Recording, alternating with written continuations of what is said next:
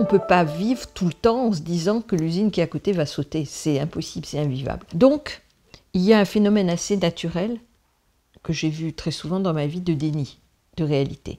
Il y a eu AZF, qui a été un vrai traumatisme pour la France. Il y a eu Lubrizol. Tout ça a montré aux gens qu'il y avait que le risque technologique, ça existait.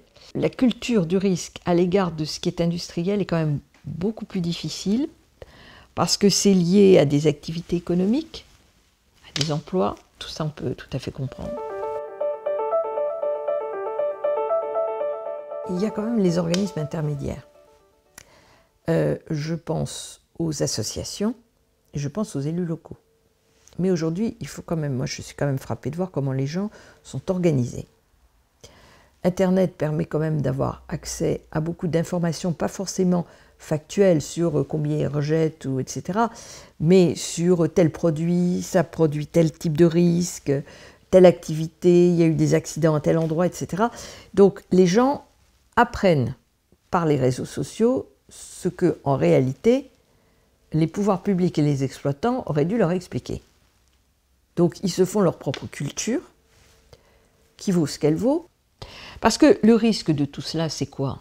Ben, c'est la panique, c'est la peur constante, et c'est le contraire de la culture du risque, c'est-à-dire qu'il n'y a pas d'adaptation possible, puisqu'on est soit dans la négation, soit dans la peur permanente. Je dirais qu'on est dans une situation qui est assez contradictoire. On a un arsenal législatif et réglementaire qui est quand même très abondant, avec le droit communautaire, qui est un droit qui est quand même très protecteur du droit des citoyens, avec la jurisprudence de la Cour européenne des droits de l'homme, donc et un droit national. On a un corpus juridique qui est puissant. Ça, c'est le papier. Ce corpus a des conséquences.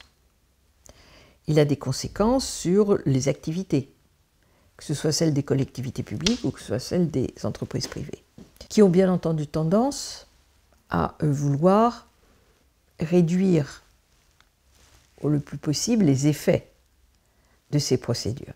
J'en donnerai un exemple concret de ce que je suis en train de dire. Prenons les enquêtes publiques.